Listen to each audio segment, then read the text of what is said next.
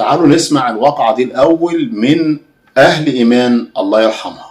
ان كنا بندور يعني بندور ساعتين ثلاثه كده مش لاقينا، وانت بتدوري كده طب ما تطلعي على مستشفى اويسنا اسالي على بنتي. فبنسال وقعدنا نتكلم مع الضابط اللي هناك والامين وكده، فهو قال طب عندها كام سنه؟ فانا قلت له عندها 27 سنه. لابسه ايه؟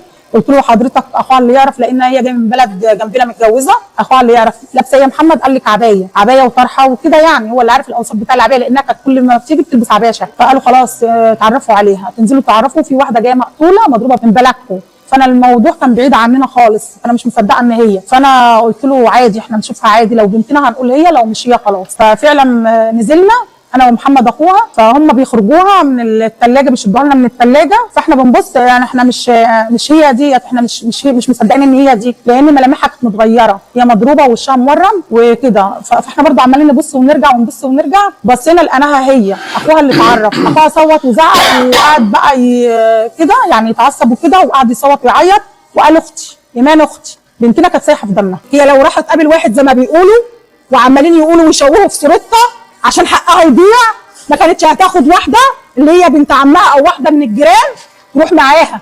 النهارده اللي بتروح تقابل واحد ما بتاخدش حد، دي كانت واخده بنت عمها وكانت عايزه تاخد واحده من الجيران والام رفضت. فاحنا مش عارفين ليه بيقولوا عليها كده وبيعملوا في سمعتها. حسبنا الله ونعم الوكيل. احنا عايزين حق بنتنا، عايزين حق بنتنا. سيبيكي من كلامنا احنا والدنيا بتاعتنا على سمعتنا، او احنا ناس محترمه او مش محترمين. انا عاوزك تاخدي البلد بتاعتنا ديت بيت اساليهم علينا اذا كانوا بيشوفوا بناتنا او حريمي ديت في الشوارع زي اللي حريمي اللي بتشوفوها في الشوارع ديت، او سمعتنا لما اوصل اي كلام هم اللي يقولوا لي، احنا مش هنقول على نفسنا حاجه. هرد اللي بنت عمرها ما تعمل كده اصلا، وكانت بتيجي يعني كانتش بتخرج اصلا من البيت نهائي، وراحت تجيب، ده هي راحت تجيب حاجات من على المحطه. لو هي هتروح يعني هتقابل واحد كانت جات لي يا حبيبتي مش هتجيلي من بره. طب هم قتلوها ليه؟ هي بنت اتخطفت برضه وهي صغيره، كان برضه في ثالثه اعدادي، راحت تجيب لي العيش. والله ناس برضه اهو لقوها حد وهي ماشيه يعني بالتوك توك كده، بخوا عليها لقوها مرميه، لحقوها. واكيد له يد في قتل بنت. طب فين تليفونها؟ طب انت دلوقتي لو هي جنبك واتضربت بالنار فين تليفونها؟ وانت ما انضربتش بالنار ليه يا كداب؟ هو اكيد له يد في قتل بنت. السلام عليكم ورحمة الله تعالى وبركاته. بسم الله والصلاة والسلام على الحبيب المصطفى سيدنا محمد صلى الله عليه وسلم. الواقعة بتاعتنا النهاردة من المنوفية، من مركز اويسنا، من قرية ميت برة. أسماء عندها 27 سنة اللي حضراتكم شايفينها في الصورة ديت. هي عايشة مع جوزها في القليوبية، ولكن بلدها أصلا في المنوفية، والدتها ووالدها واخواتها في المنوفية. فخدت بعضها قبل ما العيد بيوم، وخدت بعضها وراحت عند اهلها علشان خاطر تقضي يعني يوم ولا يومين من العيد عند مين؟ عند والدتها ووالدها. ولكن كانت راحت على الساعه 8:30 9 كده، وقالت لهم خلي الاولاد معاكم. هي طبعا ما عندها اولاد، خلي الاولاد معاكم عشان خاطر اروح اخد بعض واطلع على على الكوافير عشان خاطر يعني تعمل وشها وكده يعني. فهنا البنت راحت، طب استنى حد يروح معاكي وكده، فجت تاخد بنت الجيران ما لقيتهاش. المهم خدت بعضها وراحت، وقالت انا هرجع بسرعه، ده اوام يعني.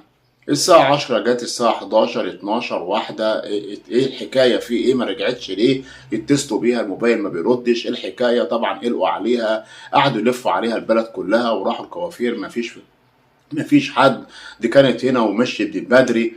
الله. طب وبعدين قالوا لا نطلع على المستشفى نسأل في مستشفى اويسنا. خدوا بعضهم وطلعوا على مستشفى اويسنا، وهنا طلعوا الاول على اسم الشرطة كمان، وقالوا لهم ان في واحدة يعني لقيناها مضروبة طلق ناري ووديناها المستشفى، شوفوا يمكن تكونوا بنتكم. فهم قالوا نشوف يمكن، ولا يعني مش معقولة، ربنا يستر يعني. مش خدوا بعضهم وطلعوا على المستشفى ودخلوا جوه، فتحوا لهم التلاجة، شافوها بالمنظر ده. طبعا يعني هدومها متقطعة وفي نفس الوقت واخدة طلق ناري يعني. فهنا أخوها بدأ يصوت ويصرخ مين اللي عمل فيها كده. وطبعا الأجهزة الأمنية بدأت تحرياتها، وبدأت إنها تفرغ في الكاميرات وتبحث يمين وشمال. وزارة الداخلية بتاعتنا مشكورة طبعا، بذلت مجهود كبير جدا عشان خاطر تقدر تعرف مين اللي عمل فيها كده، لأن هنا الضباط قالوا لهم ان احنا لقيناها في المكان الفلاني، دلونا قالوا لنا ان في جثه في المكان الفلاني. رحنا خدناها بعربيه المستقبل ونقلها للعربيه بتاعت الاسعاف للمستشفى. طيب مين اللي جابها المكان دوت؟ اتضح ان اللي جابها المكان ده سواق كانت راكبه معاه عربيه ربع نقل.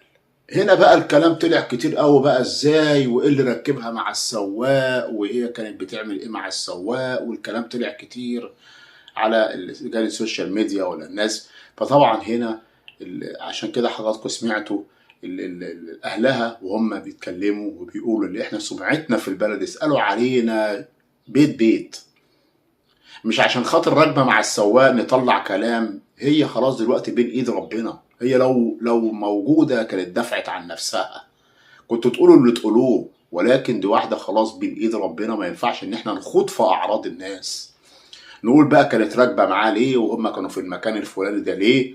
المهم السواق هنا لما تم القبض عليه، اللي خلاك رميتها في المكان ده؟ قال احنا هي كانت معايا في العربيه بيوصلها، الله اعلم. المهم يعني طلع عليهم واحد، الواحد دوت معاه كلانشكوف يعني، وراح كان عايز ياخدها ويخطفها ويخطف العربيه. فانا جريت، فهو ضرب علينا النار، راحت الطلق الناري جه فيها فماتت. فانا رحت ورميتها في مكان كده، قلت عشان خاطر ما لبست نفسي جريمه، وخدت بعضي وجريت. هو السواق يقول لك انا ما جيتش جنبها. طب انت عارف مين اللي عمل كده؟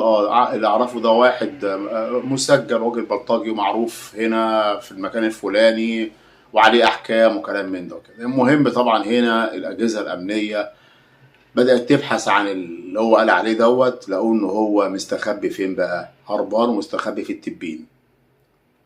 بلغوا الاجهزه الامنيه اللي تبع اسم التبين، وراحت قوات امنيه علشان خاطر تقبض عليه. هو لما لقى القوات الامنيه داخله عليه هنا بدا يتبادل معاهم ضرب النار على طول، بدا ان هو يطلق النار عليهم، هم على طول راحوا مصفينه، مات في ساعتها. يعني اللي قتلها مات، اتقتل في ساعتها. تمام. هنا بقى الناس بقى طبعا، طب ايه اللي ركبها مع السواق وكانت مع السواق في المكان ده ليه، وفي المكان الزراعي ليه، وكانوا رايحين فين، وركبت معاه ليه؟ ده كله في علم الغيب. ولكن هي خلاص ماتت وبين ايد ربنا عز وجل، واللي عمل كده خلاص يعني خد جزاؤه من عند ربنا عز وجل واتقتل في ساعتها. ولكن هنقول غير لله الامر من قبل ومن بعد. اشكركم جدا، اتمنى من حضراتكم الاشتراك في القناه، تفعيل زر الجرس، والسلام عليكم ورحمه الله تعالى وبركاته.